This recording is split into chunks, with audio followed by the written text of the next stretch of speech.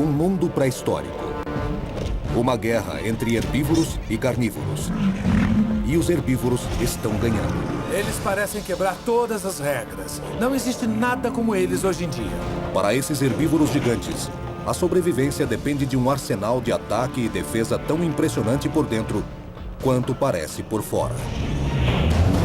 Um simples golpe desses chifres te mataria. Agora, pela primeira vez em 65 milhões de anos, imagens feitas com tecnologia de ponta nos levam para dentro do corpo deles, para revelar do que esses gigantes eram feitos. Anatomia de um dinossauro. Os Defensores.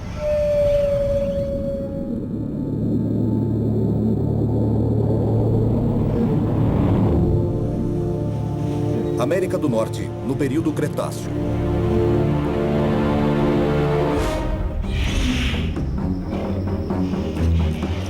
Caçando no ambiente, estavam alguns dos piores e mais violentos predadores que já habitaram a Terra. Os carnívoros haviam evoluído para máquinas de caçar. Por quê? Porque a refeição não ficava esperando para ser caçada. E aquelas presas eram os animais mais bem armados e blindados da história. Os herbívoros do Cretáceo eram feitos para suportar o ataque dos maiores dentes e garras que a natureza já criou. O anquilossauro tinha uma couraça como um colete à prova de balas. O chifre de um tricerátops podia furar o coração de um tiranossauro rex. O parasaurófalo conseguia detectar uma ameaça a quilômetros de distância. E um sauroposeidon adulto era um colosso, grande demais para ser derrubado. Estes herbívoros não eram fáceis, não eram frágeis. Temos registros, e são vários, de dinossauros predadores que foram mortos por herbívoros. Aconteceu de verdade. Acontece hoje em dia. Leões levam um coice na cara e morrem de um simples golpe da pata de uma zebra.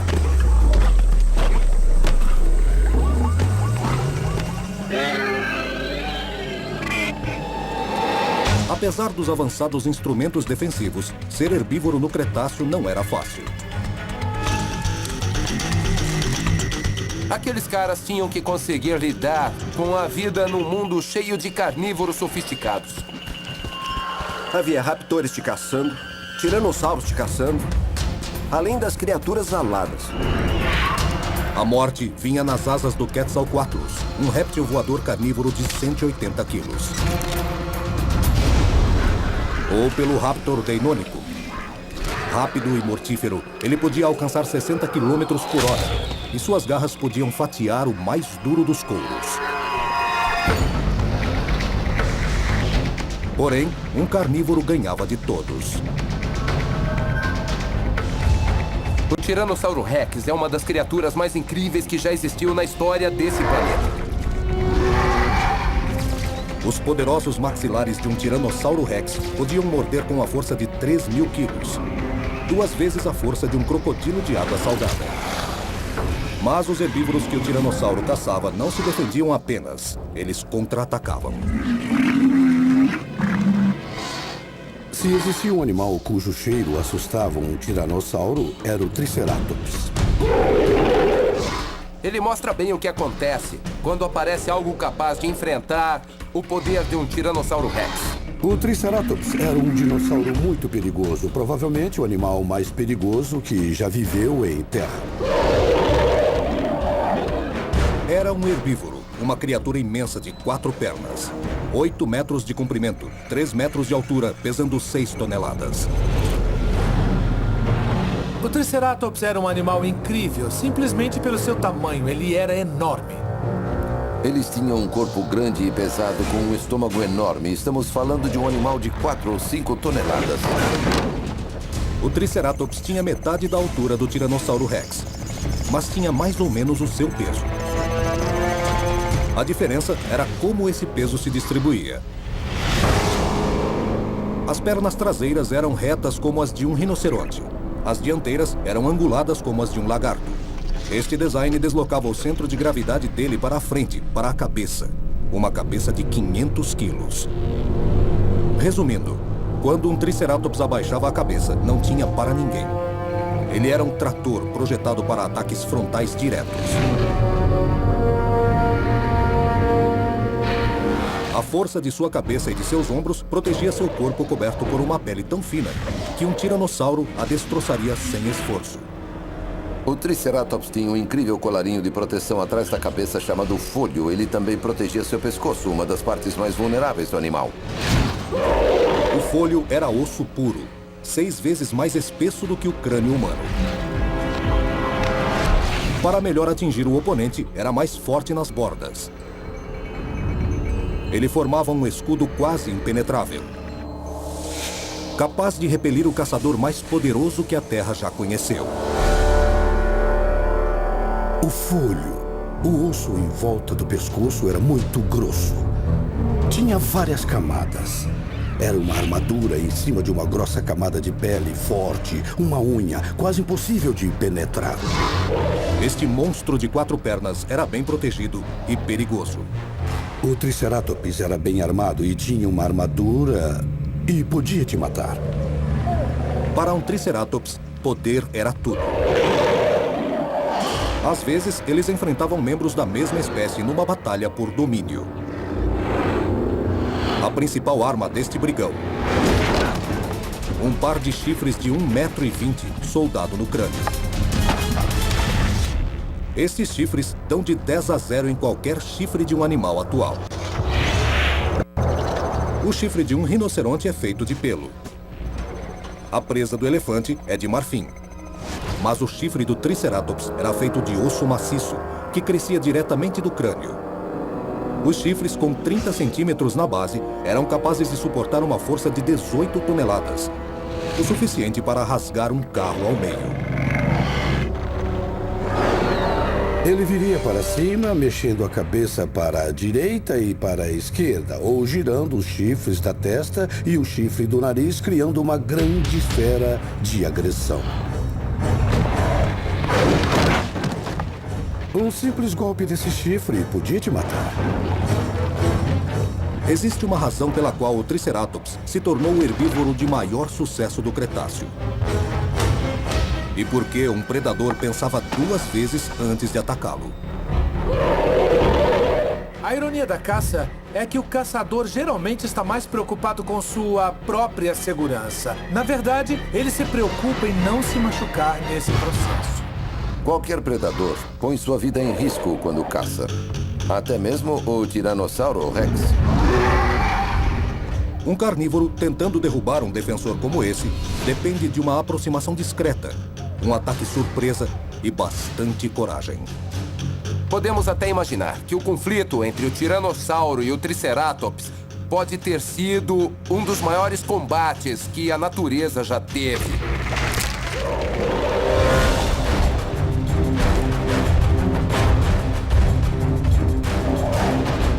Ali nós tínhamos um dos maiores predadores que a natureza já criou e um dos maiores defensores que a natureza já criou, mostrando um arsenal realmente incrível.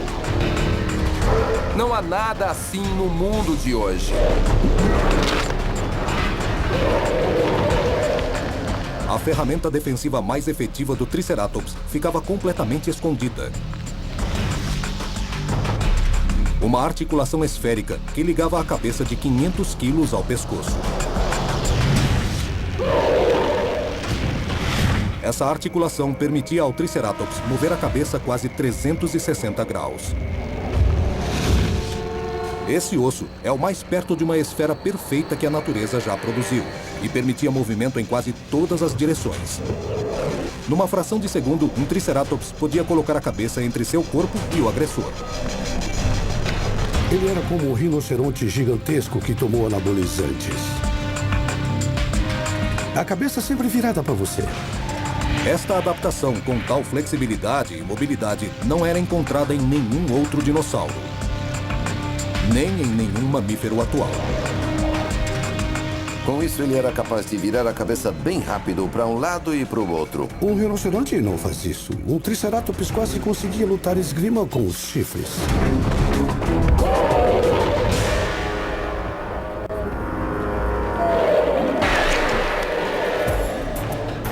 O resultado? Muito possivelmente, um golpe fatal.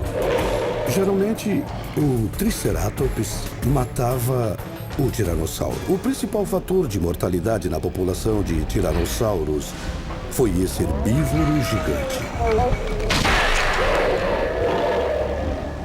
Corpo imponente, armadura forte e sólida e armas perigosas. Tudo isso lhe dava poder para encarar grandes predadores.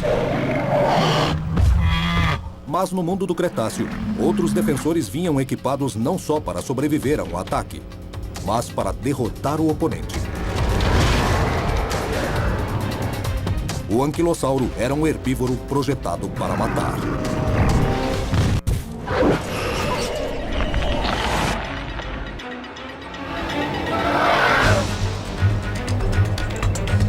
Hell Creek, Montana, 68 milhões de anos atrás.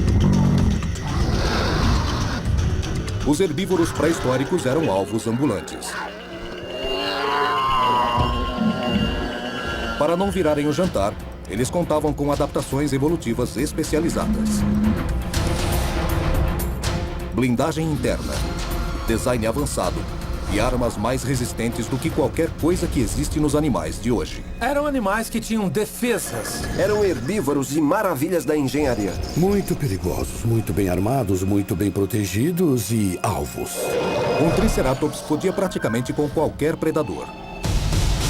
Com 3 chifres e um escudo ósseo, mantinha até o Tiranossauro Rex à distância. Já o Anquilossauro era completamente diferente. Era um herbívoro, mas tinha as ferramentas para acabar com um ataque e imobilizar o agressor. O anquilossauro era um tanque ambulante, um animal fortemente armado e blindado. Com 9 metros de comprimento e até 4 toneladas, o anquilossauro vivia no oeste norte-americano. Uma coisa interessante sobre os anquilossauros e que os torna bem legais é que a pelvis deles foi modificada e ficou muito larga. Eles tinham um estômago enorme e provavelmente faziam o que é chamado de digestão fermentativa. E vemos isso em vacas, cavalos e tal.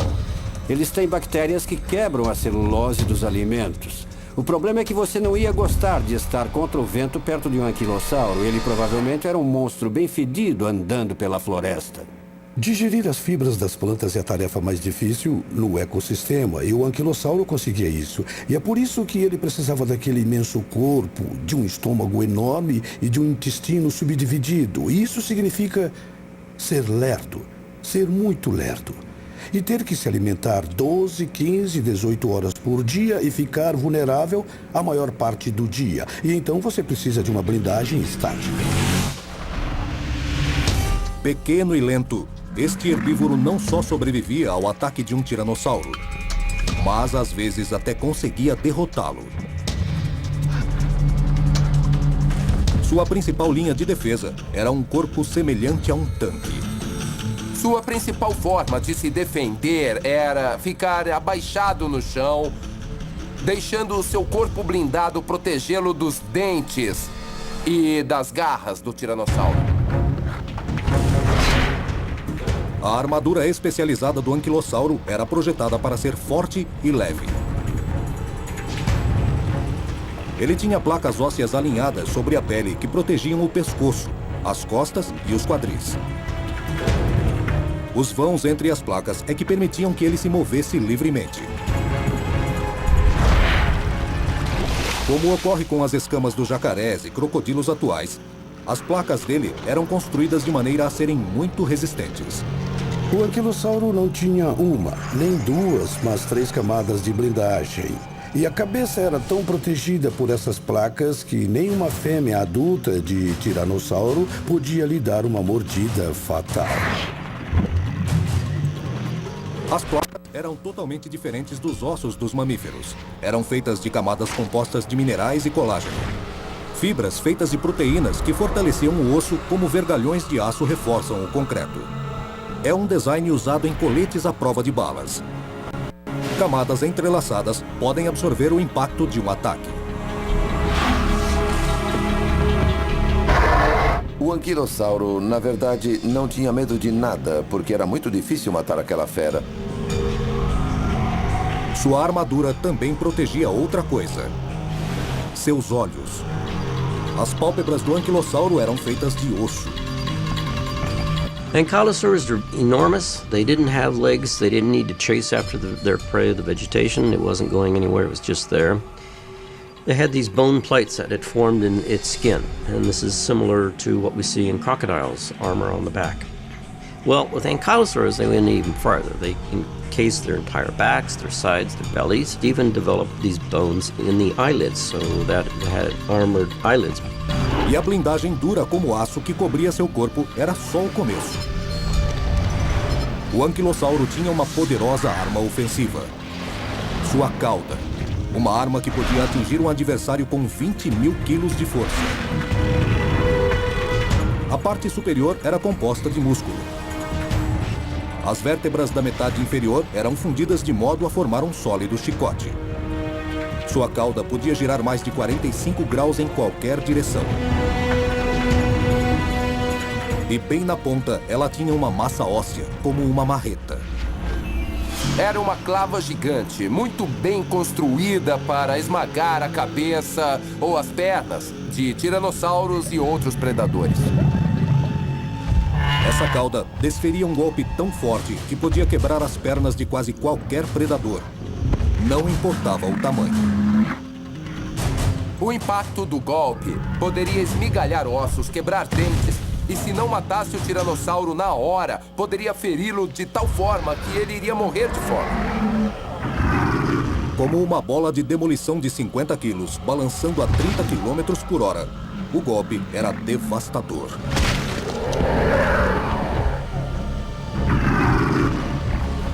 O formato da ponta impedia que a cauda sofresse com o impacto.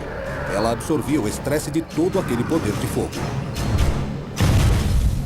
A marreta não era de osso maciço.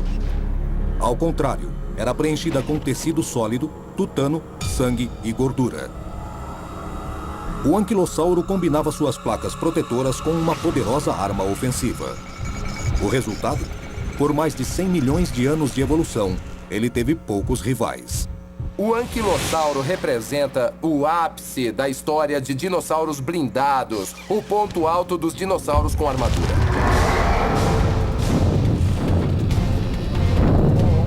Mas alguns dinossauros não dependiam de armadura nem de armas para se defender. Eles tinham uma estratégia muito diferente: crescer muito. Muito mesmo.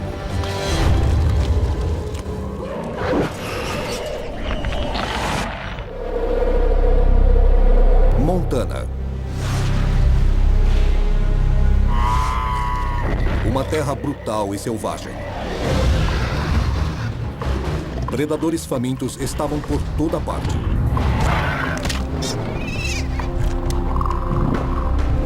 Em resposta, as potenciais presas desenvolveram um gama incrível de estratégias de defesa. Estratégias que não dependiam de inteligência, e sim de características físicas. O Sauro Poseidon era uma fera gigantesca, chegando a pesar 50 toneladas ou mais. O Sauro Poseidon foi um dos maiores animais que já viveu em terra. Se você é um gigante, tem poucos predadores que podem te atacar. Então ficar enorme é a única chance. Um Sauro Poseidon adulto tinha 18 metros de altura e quase 30 de comprimento. Só o seu pescoço era como um prédio de 4 andares. Uma única vértebra tinha quase o tamanho de um homem adulto. E um osso do fêmur pesava mais de meia tonelada. Eles parecem quebrar todas as regras. Não há nada como eles hoje em dia. Com mais de 70 milhões de calorias de carne fresca, é de se pensar que o Sauro Poseidon seria o grande prêmio para um carnívoro faminto. Eles não tinham chifres e não tinham armaduras. Na verdade, sua única defesa contra os predadores era o tamanho. Mas o tamanho importava sim. Quando um Golias como esse virava adulto, até os predadores mais ferozes mantinham distância. E mesmo o mais feroz raptor do Cretáceo, o Deinônico, com seus 100 quilos, não se arriscava perto das 50 toneladas da presa. Se estivermos falando de um único deinônico adulto e de um único Sauroposeidon, a história seria assim. Oi, eu sou um deinônico e eu Sauroposeidon. Mas um Sauroposeidon demorava muitos anos para ter aquele tamanho. E pior ainda, registros fósseis mostram que os jovens viviam sozinhos, separados do bando, até atingirem ao menos 1/3 do peso adulto. Isso significa que, por quase uma década, eles vagavam sozinhos pela floresta. E a floresta estava cheia de deinônicos. Inteligentes e bem armados, às vezes eles caçavam sozinhos, às vezes em grupo. Eles chegavam a alcançar 30 km por hora. E esses raptores podiam pegar um filhote. Para um jovem Sauroposeidon, só havia uma solução: crescer muito depressa. E para isso, precisava de muita comida. A principal preocupação da vida deles era se alimentar. A terra era coberta por vastas florestas com samambaias, pinheiros e coníferas. Muitas daquelas plantas quase não tinham valor nutricional. A tarefa mais difícil no mundo animal para os dinossauros não cabia ao dinossauro. Digerir carne é muito fácil, é muito simples. Digerir fibras de plantas é a tarefa mais difícil do mundo. Para conseguir os nutrientes necessários para ficar indestrutível, o Sauroposeidon tinha que ingerir uma quantidade imensa de plantas. Eram como aspiradores ambulantes. Se você tem 40 ou 50 toneladas de corpo para alimentar e come alimentos de baixa qualidade, precisa ingerir centenas de quilos, talvez até 1 tonelada de comida por dia. Quando crescer é sua melhor defesa, ganhar peso é um negócio sério. Então, o Sauroposeidon passava o tempo fazendo coisas demoradas, como mastigar. Se você pudesse apenas engolir e deixar seu estômago gigante macerar o alimento, poderia ingerir mais comida em menos tempo e poderia ficar maior. Os 52 dentes do Sauroposeidon eram perfeitos para a tarefa. Eles podiam arrancar folhas e galhos direto das árvores. Ele tinha dentes grandes que funcionavam como colheitadeiras. Mordiam um galho e conseguiam arrancar o galho todo ou tirar as folhas, para depois engoli-las. Para ser capaz de digerir um volume enorme de comida e crescer muito para evitar um ataque, é preciso ter um estômago muito grande. O dele era do tamanho de uma piscina e cheio de ácidos tão concentrados que poderiam dissolver ferro. Ele tinha que comportar 1 tonelada de plantas ou mais por vez. Então, estamos falando de algo imenso. Mas, surpreendentemente, o que permitia que esses herbívoros crescessem tanto não era uma coisa grande. Na verdade, era algo incrivelmente pequeno. Uma coisa que faltava nos carnívoros. Abaixo do estômago do Sauroposeidon havia 2 órgãos enormes chamados de seco, parecidos com o nosso apêndice. Os humanos pararam de usar o apêndice há milhões de anos quando começaram a comer carne. O Sauroposeidon morreria sem ele. O seco abrigava milhões de organismos microscópicos. Eles quebravam as paredes fibrosas das células de plantas. Existe um pequeno mundo dentro dos micróbios que ajuda na digestão da comida. Eles liberam pequenas garrinhas para ajudar a quebrar as paredes das células e isso libera os nutrientes. É o que ajudava o animal a sobreviver.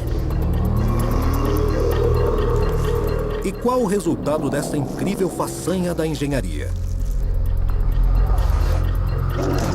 Um último truque que mantinha os predadores longe.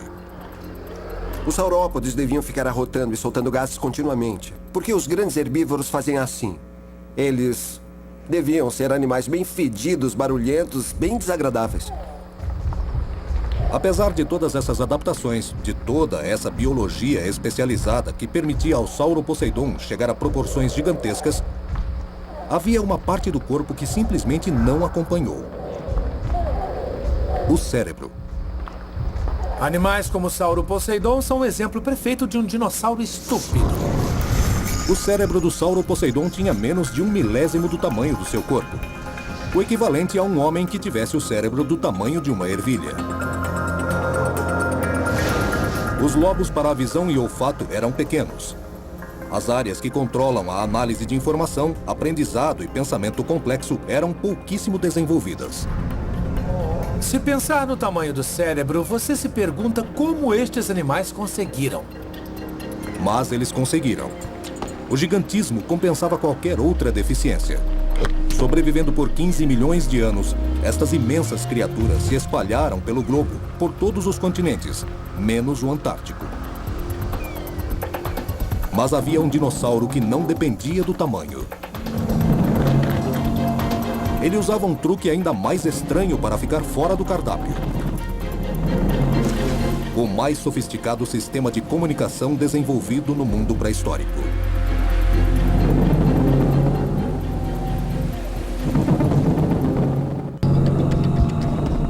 Mas existia um vegetariano que não tinha nenhuma arma aparente. O Parasaurófalo era um dos chamados dinossauros bicos de pato. Pesando quase 4 toneladas, ele não era pequeno. Mas encarar um predador de 7 toneladas como o Tiranossauro Rex seria suicídio. Eles não tinham presas, nem armadura, nem nada. Não tinham espinhos nem chifres no corpo. Eles pareciam ser alvos grandes e vulneráveis. O Parasaurófalo vivia numa vasta área. Mais de 250 mil quilômetros quadrados, desde Alberta, no Canadá, até o Novo México. Uma região que compartilhava com muitos predadores ferozes. O que tem intrigado a todos nós é como eles se defendiam. A pista mais importante para este mistério está dentro do crânio deles. O Parasaurófalo tinha o maior cérebro dentre os herbívoros. E uma parte deste cérebro era anormalmente grande. A área responsável pela audição e interpretação de sons. É chamada de córtex auditivo. Foi uma surpresa ver que esses centros cerebrais eram muito grandes.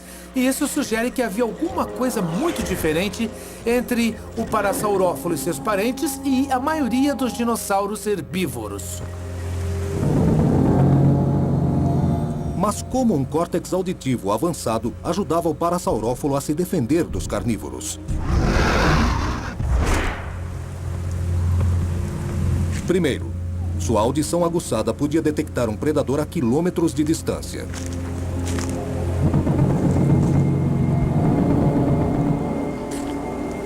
E havia uma mais importante.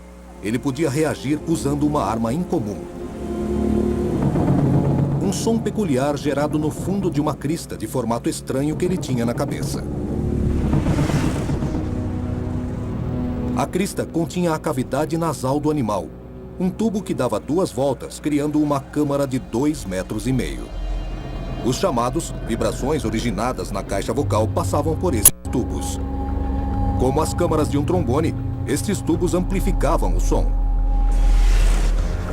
O resultado era um som de frequência extremamente baixa, mais profundo que a buzina de um navio. Cada espécie tinha seu próprio formato, cada espécie tinha seu próprio som. O arranjo destas câmaras dentro de cada animal era único.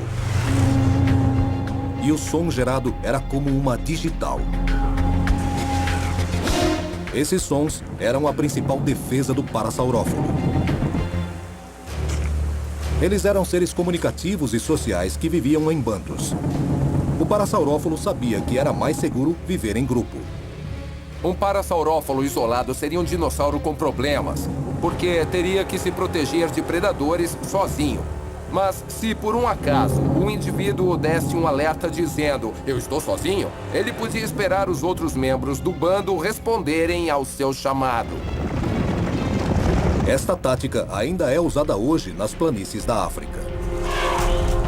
Se você observar as várias espécies de herbívoros, verá que eles vivem em grupos. E se um deles avista um predador, ele grita ou ruge para avisar o grupo para que todos fiquem alertas. E se o predador estiver ali, eles podem sair todos correndo e fugir do ataque.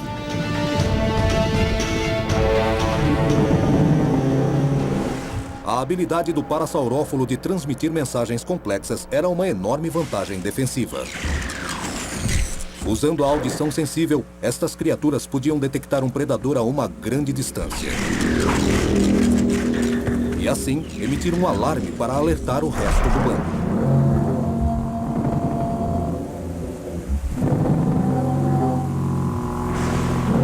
Ainda mais eficientes eram os sons de baixas frequências com grandes comprimentos de onda, que chegavam muito mais longe do que os de alta frequência.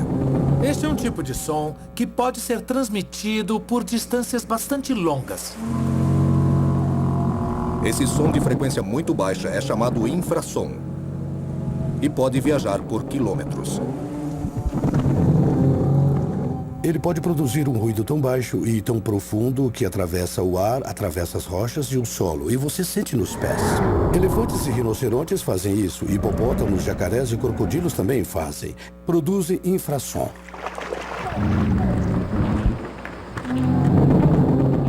Mas o parasaurófilo podia usar o infrassom para mais coisas. O som de baixa frequência pode ser uma forma eficiente de defesa.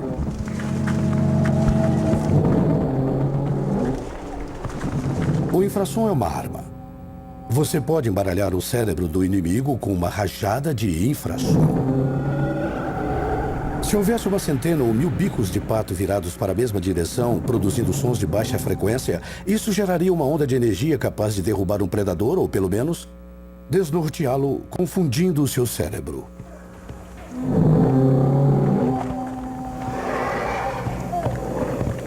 Apesar dessa arma secreta ensurdecedora, o parasaurófilo, como qualquer outro herbívoro, sabia que o melhor jeito de continuar vivo era manter-se longe dos predadores. Mas no mundo pré-histórico, os carnívoros gigantes com sentidos super aguçados e armas afiadas estavam em toda parte.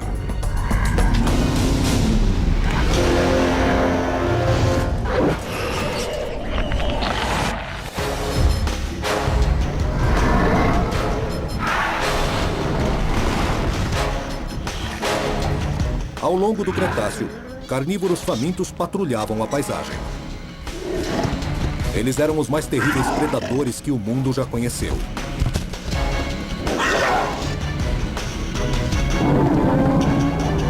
Suas presas herbívoras, porém, eram bem armadas e protegidas. Elas não se entregavam sem lutar. Mas os herbívoros pré-históricos tinham um problema. Eles não tinham um cérebro igual ao dos carnívoros que os caçavam. O cérebro do Sauroposeidon era tão pequeno que mal conseguia processar uma simples informação. Então, como aqueles gigantes conseguiam viver num mundo tão perigoso? Devia haver algum tipo de mecanismo que compensasse a pequena capacidade de realizar escolhas individuais. E devia ser a sociedade. Os Sauroposeidons se defendiam contra os superpredadores trabalhando e pensando em grupo.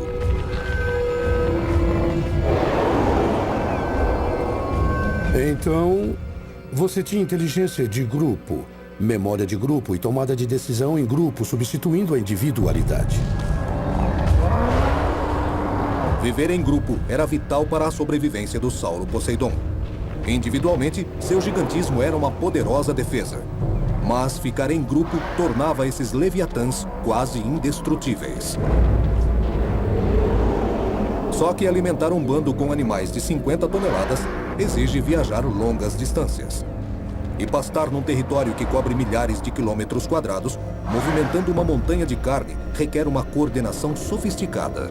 Uma coisa interessante sobre os saurópodes é que eles tinham um aumento da medula espinhal bem no final da coluna. Era como um segundo cérebro que controlava a parte de trás do corpo. Era a chamada expansão sacrolombar, um feixe de nervos que agiam como um cérebro primitivo, controlando os movimentos das pernas e da cauda. O cérebro do Sauroposeidon era pequeno demais e ficava muito distante para controlar as pernas dianteiras e traseiras. Então, ele tinha um segundo cérebro operando a parte de trás de seu corpo.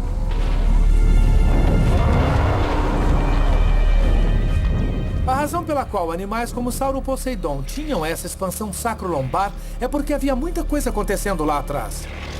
Havia muitos músculos nas pernas e também muitos músculos que iam para a cauda. Esse cérebro primitivo na pelvis mantinha as pernas e cauda do Sauroposeidon em sincronia com o corpo. Sem ele, nunca poderiam pastar em territórios tão amplos. Mais ainda, talvez nem conseguissem andar. Esse pequeno feixe de nervos, pesando poucos gramas, permitiu que o Sauroposeidon dominasse as vastas planícies do centro-oeste norte-americano por quase 15 milhões de anos.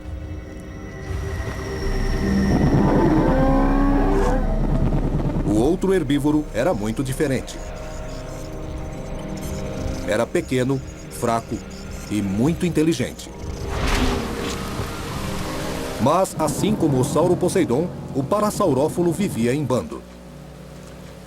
Eles ficavam juntos e estavam sempre alertas às ameaças. Mas o Parasaurófilo tinha um problema. Os olhos ficavam nas laterais da cabeça e os campos de visão não se sobrepunham. Isso criava um ponto cego à frente, dando uma oportunidade para o predador. Eles não podiam ver bem atrás deles e também deviam ter problemas para enxergar diretamente em frente. Era um mundo visual bem diferente do que podemos imaginar. Mas o Parasaurófilo conseguiu contornar o problema. Como havia muitos parasaurófilos vivendo juntos, também havia múltiplos olhos para examinar o ambiente. E se um deles estava comendo, procurando plantas no chão, o outro podia ficar de olho, observando, alerta para a chegada de um tiranossauro. Mas nem todos os herbívoros no Cretáceo viviam em grupo. Os anquilossauros eram solitários.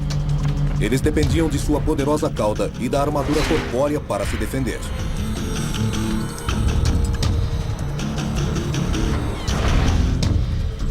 Sem o bando para protegê-lo, o anquilossauro tinha que se cuidar sozinho.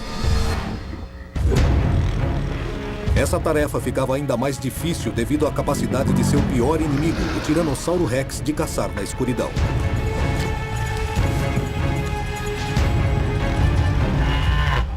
Felizmente, o anquilossauro tinha outra arma efetiva no arsenal.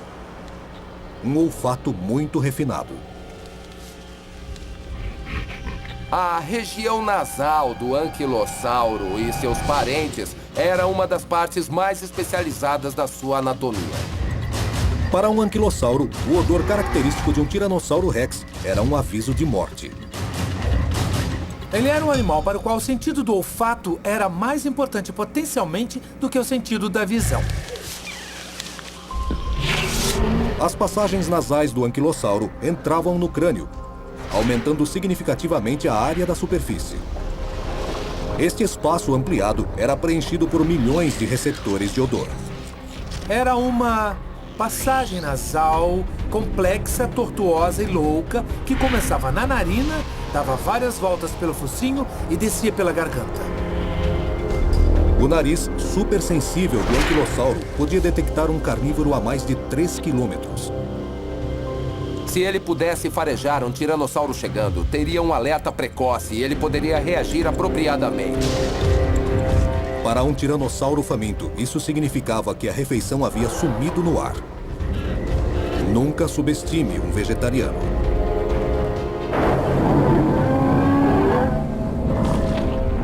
O Parasaurófilo e o Sauroposeidon se apoiavam no bando para avistar os predadores antes do ataque. O anquilossauro tinha um arsenal de sentidos para manter os carnívoros longe. Mas não importa quão esperto um herbívoro possa ser, não importa quantas ferramentas ele tenha à mão. Às vezes, o número é que conta.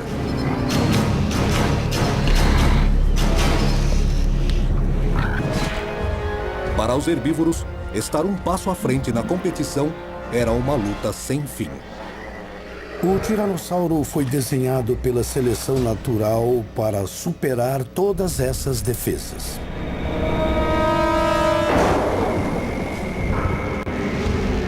Um Tiranossauro Rex podia caçar escondido na escuridão.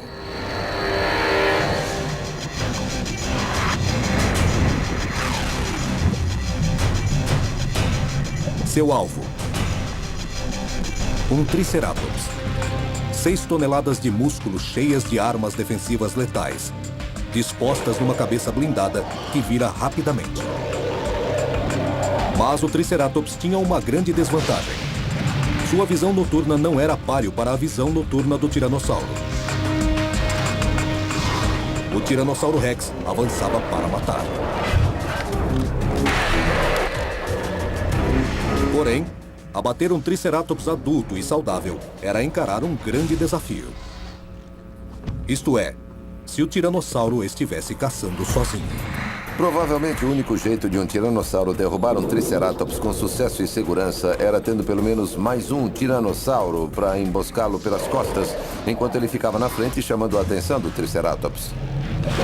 Trabalhando em equipe, o carnívoro supremo dava o golpe mortal. Para o Tiranossauro, era um verdadeiro banquete. Esta batalha ocorreu muitas e muitas vezes, provocando mudanças evolutivas nos carnívoros. E em resposta, os herbívoros também evoluíram. Quase que como uma corrida armamentista entre herbívoros e carnívoros. Os herbívoros se protegem e os carnívoros mudam de forma a atacar e ter força suficiente para matar os herbívoros. A corrida armamentista entre predador e presa continuou por milhões de anos. Os carnívoros desenvolveram as ferramentas para matar mais efetivas já vistas na Terra. Os herbívoros pré-históricos desenvolveram defesas que não são vistas hoje em dia. O Parasaurófalo, com seu chamado tão poderoso que era uma arma perigosa. O Sauro Poseidon, maior do que qualquer outra criatura terrestre que pisou no planeta. O Anquilossauro, com uma arma na cauda e uma armadura que parecia um colete à prova de balas. E o Triceratops, o pugilista com um crânio tão forte, capaz de deter a mordida de um Tiranossauro Rex. Todos os herbívoros do Cretáceo com seus aparatos complexos eram muito sofisticados. Então estamos começando a entender que, lamentavelmente, nós subestimamos a vida interna e externa desses animais. Os dinossauros herbívoros eram fortes o suficiente para sobreviver do período Triássico até o Cretáceo, mais de 165 milhões de anos. Até hoje, a batalha entre carnívoros e herbívoros continua. Mas é essa guerra brutal pela sobrevivência, essa constante adaptação que criou o incrível mundo natural que vemos ao nosso redor hoje.